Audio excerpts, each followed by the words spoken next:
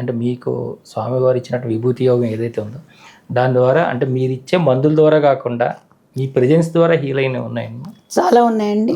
Lupus ఉంటుంది, ఒక పిల్లలు చచ్చిపోతారు కదా, ఒక అమ్మాయికి చాలా హెవీ లూపస్ ఉండి మిగతా ఇవి అవన్నీ తీసుకుంటుంది. నేను ఇంటికి తీసుకొచ్చి స్వామి విభూతి ఇచ్చి ఆ అమ్మాయికి నా చేతులతో కలిపి నువ్వు ప్యాకేజ్డ్ ఫుడ్ తింటున్నావు, ఇలా బ్రాకలీ తినాలి, బ్రాకలీని తినాలి, జుక్కీని తినాలి, దానికి ఇష్టం లేదు, అవన్నీ పెడితే అది బతికింది. తర్వాత పిల్లల్ని కానీ ఆ పిల్లల్ని కూడా నా దగ్గరికి తీసుకొచ్చింది. అలాగే ఇప్పుడు నా వెబ్సైట్ మీద ఉంటాయి ఇంట్రావెంట్రికులర్ హెమరేజెస్ గ్రేడ్ 4, కళ్ళు కూడా ఆక్సిజన్ ఇవ్వటం వల్ల టాక్సిసిటీ వస్తుంది, laser surgery, 3 types of meningitis, ఆ తర్వాత ఒక సిస్ట్, ఆ పిల్ల కాలేజీకి వెళ్ళి RN అయింది, ఆ అమ్మాయి వెజిటబుల్ అవుతుందని నియోనటాలజిస్ట్ చెప్పి పంపించారు. నేనన్న తల్లి తండ్రి నాకు ప్రాక్టికల్ గాడ్స్, మీరు నేను చెప్పినవి చెయ్యండి అని నా పుస్తకంలో రాసాను. అవన్నీ మ్యూజిక్ అంటే, మసాజ్ థెరపీ అంటే, అవంటే ఇవంటే, ఆక్సిజన్ మీద ఇంటికి వెళ్ళింది ఆ పిల్ల. ఒక ఎగ్జాంపుల్. అటువంటి వాళ్ళు 40 మంది ఉన్నారు నా దగ్గర. ఎక్మో అంటే ఎక్స్ట్రా కార్పొరల్ మెంబ్రెయిన్ ఆక్సిజనేషన్.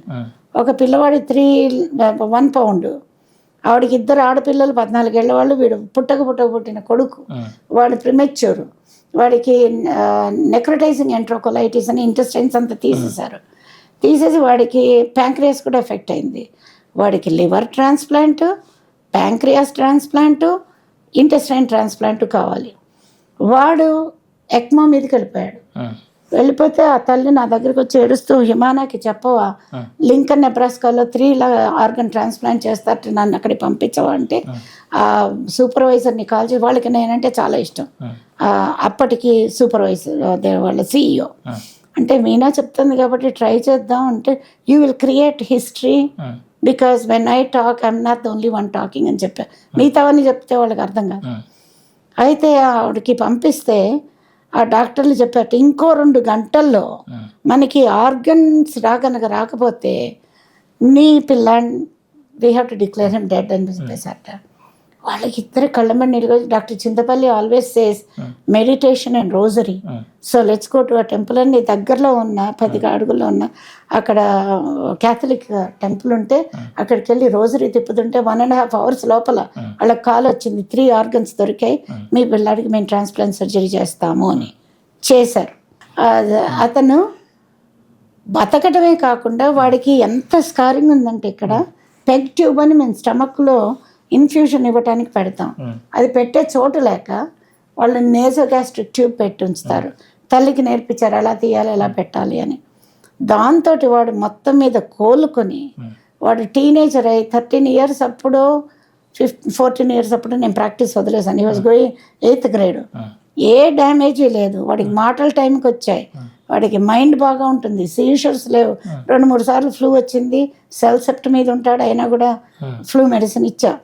అదే వీడు హై స్కూల్కి వెళ్తున్నాడు కదా, NG ట్యూబ్ తీద్దాం, వాళ్ళు ఎక్కిరిస్తారు కదా, పిల్లలు బతకాలి కదా అని తీస్తే వాడు 5 pounds తగ్గే వారంలో.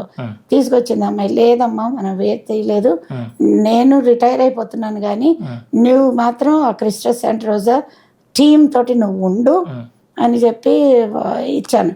అందరూ ఎలా చేస్తారో తెలియదు, కానీ నాకు ఇది స్వామి మిరకల్స్. 40 మంది పేషెంట్స్ ఇటువంటి వాళ్ళు ఉన్నారు. నా వెబ్సైట్ మీద ఉంటుంది వీడియో టెస్ట్.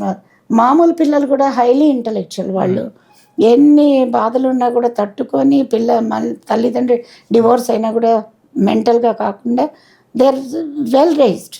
అదనమాట, అదే చెప్పగలుగుతాను. ఇలా నా చేతితో టచ్ చేసిన వాళ్ళు ADHD డిసపియర్ అయిపోయేది. ఈవెన్ స్వామి వర్కింగ్ త్రూ మీ అని నాకు అనిపించేది. అంటే మీరు ఎప్పుడు కూడా స్వామివారిని, స్వామి నాకు కూడా కొన్ని సిద్ధులు ప్రసాదించని కోరుకున్నారా? సిద్ధులు అంటే అహంకారం పెరుగుతుంది. ఇప్పుడు నేను స్వామి అని చెప్పాను అనుకోండి, విభూది అంటారు, విభూతి ఇచ్చాను అనుకోండి, అయ్యో నీకు విభూతి నుంచి తగ్గించాను అంటాడు. నాకు ఎప్పటికీ ఆయన సేవకురాలుగా ఉండి నాలోని ఆయన ఇది చేస్తున్నాడు అనుకోవటమే నాకు సంతృప్తిగా ఉంటుంది. ఎందుకంటే సేవ పోతుంది, అహంకారం పెరుగుతుంది. సిద్ధులు ఉన్న వాళ్ళందరూ అహంకారులు కాదని నేను చెప్పలేను. అందుకని సిద్ధులు ఉన్న వాళ్ళు నాకు అన్నీ ఇస్తున్నారు, ఇంట్లో పూజ చేసుకుంటాను. నాకు ఇచ్చిన సిద్ధి ఏంటంటే, నేను ఈ మంత్ర జపం చేస్తాను కదా, అమ్మవారికి అనిపించటం. అలాగే ప్రతి అఖండ భజనకి నేను యశోదని అంటాను కదా, యశోద ఇంటి నుంచి ముందు ఎవ్వరు దీపం పెట్టకుండా నేను పెట్టాలి. వెస్ట్ కోస్ట్ 4:30కే మా ఇంట్లో దీపం వెలుగుతుంది. కొన్నాళ్ళు నేనేం పట్టించుకోలేదు. ఈ మధ్య అడుగుతున్న, స్వామి నువ్వు వెళ్ళిపోయావు, నాకు డిప్రెషన్ వస్తుంది, నువ్వు ఉన్నావా లేదా నాకు తెలియదు, నువ్వు ఉన్నావా? అఖండ భజన నేను వెళ్ళి అందరిలో చేయలేకపోతున్నాను, నేను ఇక్కడే కూర్చొని నామస్మరణ చేసుకుంటాను, ఏదంటే అది చేసుకుంటాను, నువ్వు ఉన్నావా అని అంటే సడన్గా నాకు వెలుగులు కనిపిస్తాయి. ఇప్పుడు మీకు వంతుంటే ఫ్లేమే కనిపించాలి, అందులోంచి వెలుగులు అటు ఇటు ఇటు అటు వెళ్తుంటే కనిపిస్తుంది. స్వామి ఏం చెప్తున్నారంటే, ఇక్కడ నువ్వు చేసే పూజలు విశ్వానికి చెందుతున్నాయి, అది చాలు నాకు, ఇంకెందుకు. గుహలో కూర్చొని కపిల మహాముని చేసిన పూజలు అందరినీ బాగు చేస్తాయి, మౌన మహాముని చేసిన అంతే, మహాధర్ బాబా అంతే. వాళ్ళు కావాలని నా ముందుకు రాదలుచుకుంటే వస్తారు, స్వామి కూడా నా ముందుకు రావదలుచుకుంటే వస్తారు. నేను నీలోనే ఉన్నాను. సో మొన్న కింద శౌర్యం ఏమడుగానంటే, స్వామి ఆత్మజ్యోతివి కదా, మరి నువ్వు ఆత్మజ్యోతివి, ఇక్కడ జ్యోతి వెలిగిస్తున్నాను, ఏమిటి మన ఇద్దరం అని మళ్ళీ అడిగితే, నీలోంచి ఆత్మజ్యోతి నీకు కనిపించాలి అంతే కదా అని. ముందు ఇక్కడ వెలిగించింది మామూలుగా వెలుగుంది, అక్కడి నుంచి అక్కడ ఒక వెలుగు వచ్చింది, ఒక ఆరెంజ్ గ్లోలో. ఆ వెలుగు కుర్చీ వైపు ట్రాన్స్ఫర్ అయింది. ఆ తర్వాత థర్డ్ కుర్చీ మీదకి వెళ్ళింది, అక్కడి నుంచి 2 ఎల్లో లైట్స్ పైకి వెళ్తున్నాయి, రేస్. అంతకుముందు ఈ ఇయర్లోనే మా పూజ మందిరంలో చిన్న స్వామి శివలింగం మెటీరియలైజ్ చేసి ఉంటుంది, అదంతా హీలింగ్ అంటారు. అక్కడి నుంచి బ్లూ లైట్ ఆయన చైర్లోకి వెళ్తుంది, అక్కడి నుంచి 2 లైట్స్ అలా పైకి వెళ్తున్నాయి. అది నా కళ్ళకు కనిపిస్తుంది, అందుకని I captured it with the camera. 24 birthday రోజున అంత భజనలు అయింది, సత్సంగం అయిపోయింది, ఎవరింట్లోనూ చేస్తుంటే అమ్మాయి నేను అక్కడికి వెళ్ళా, భజనలు పాడుకొని 12 1 గంటకి ఇంటికి వచ్చా. అయ్యో నీకు ఇక్కడ మా ఆయన వెలుగు పెట్టలేదే అని చెప్పేసి అనుకొని ఆయన హాయిగా నిద్రపోతున్నాడు. నేను అప్పటికప్పుడు ఫ్రూట్స్ అన్నీ కట్ చేసి, నువ్వు ఎప్పుడూ ఎక్కడో తిరుగుతూ ఉంటావు, నాకు జాతైంది ఇదే అని ఫ్రూట్స్ అన్నీ పెట్టి నట్స్ పెట్టి 3 క్యాండిల్స్ వెలిగించా, ఒక డెకరేట్ చేసి ఫ్లవర్. 3 క్యాండిల్స్ వెలుగుతున్నాయి. సడన్గా అన్ని వైపులకి వెళ్తుంది ఆ లైట్, రేస్ నా కళ్ళకు కనిపిస్తున్నాయి. సో ఇది మరి స్వామి ఆమ్ని ప్రెజెన్సే కదా. నేను అనుకున్నాను ఆత్మజ్యోతి అని, అఖండ జ్యోతి జలాదో సాయి మను మందిరమే అని అంటూ వెలిగించా. చూపించేశాడు ఆయన జ్యోతుల్ని. శక్తిపీఠం తెమ్మన్నాడు మా ప్రీస్టర్. శరద్ నవరాత్రులు నేనే మొదలు పెట్టించి ఫస్ట్ టైం శారీస్ అని మొదలుపెట్టా. ఈ ఇన్నేళ్లలో అది $1700 దాకా పోయి నగలు చేయించడం, రకరకాలు వచ్చేసాయండి, వాహనాలు అవి ఇవి అన్నీ అమ్మవారికి. అయితే శాస్త్రి గారు నా చేతుల్లోంచి అన్నీ వెళ్ళిపోయాయి. నేను ప్రార్థన చెప్పించి ఇంకేం చేయలేను, అది కూడా ఇంటి దగ్గర చేసుకుంటున్నానంటే, అమ్మ మీరు చేయాల్సింది ఉంది, మీరు రాజరాజేశ్వరి 9 అమ్మవార్లని మీరు తెప్పించండి, మనం పెట్టుకుంటామని. సరే మేము అప్పుడు ఇండియాలో ఉన్నాం, ఇక్కడ మా పిల్లల చేత చేంజ్ చేసేయండి, అక్కడ చేరాయి అవి. చేంజ్ చేయండి అంటే ఆయన చూస్తే అన్నపూర్ణ చేతిలో గరిటె విరుగుంది, అపభ్రంశం అయిపోయింది, మళ్ళీ 2 విగ్రహాలు సరిగ్గా చేసి రావాలి మీరు వచ్చిన తర్వాతనే అని. నేను జనవరిలో వెళ్ళాం, మాఘ మాసంలో పెట్టాడు ఆయన ముహూర్తం, అక్కడి నుంచి లిస్ట్ పంపించాడు, తీసుకొని వెళ్ళాం. నిజంగానండి ఆ దానిలో స్వామి మహిషాసురమర్దిని సింహవాహిని మహిషం మీద, ఆ తర్వాత సర్పాలు, ఋషులు, ఆ తర్వాత శివుడు లయ. నేను అప్పుడు అన్నా ప్రళయం రాబోతుందని. ఇది 2019 ఫిబ్రవరి 17, 18, 19 తేదీలో జరిగింది. ఆ తర్వాత అమ్మవారు కళ్ళు పెట్టి చూస్తూ ఉంది, హారతి ఇచ్చిన తర్వాత ఆవిడ వెళ్ళిపోయింది. ఆ శక్తిపీఠాన్ని మేము పార్వతీదేవి, మాకు మూల విరాట్ శ్రీదేవి భూదేవి సైత శ్రీనివాసుడు, ఇటు పక్క మన వినాయకుడు, ఇటు పక్క కాశీ విశ్వర అన్నపూర్ణ మురుగా వాళ్ళందరూ ఉంటారు, అటు పక్క పెడతాం అనమాట. అది ఇన్నాళ్ళు ఏం చేశారు, వాళ్ళు స్టోర్ రూమ్లో పడేశారు. అమ్మవారు నా దగ్గరకు వచ్చి నువ్వు బయట పెట్టించాలి నన్ను, నేను వచ్చి అందరినీ బ్లెస్ చేశాను, నేను శక్తిపీఠాన్ని, నేను ఇక్కడ ఉన్నాను అన్నాడంటే, నేను మొత్తుకుని ఒక పీఠం చేస్తే దాని మీద పెట్టి ఉంచుతున్నారు ఇప్పుడు అలంకరించి.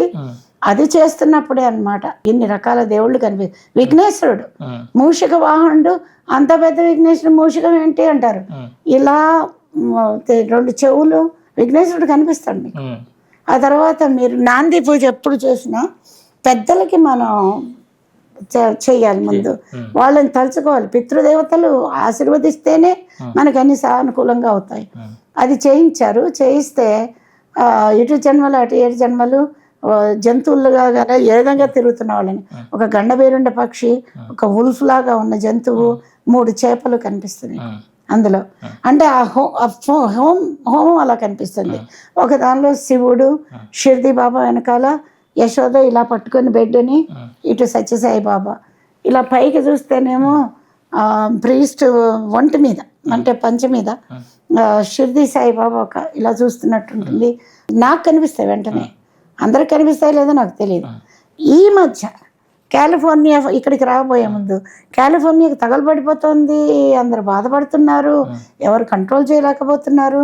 నేను అక్కడ కూర్చొని అది చూస్తూ ఒక అమ్మాయి ఏం చేసింది, అంతా అయిపోయింది, తగలబడిపోయింది ప్యాలిసేడ్స్.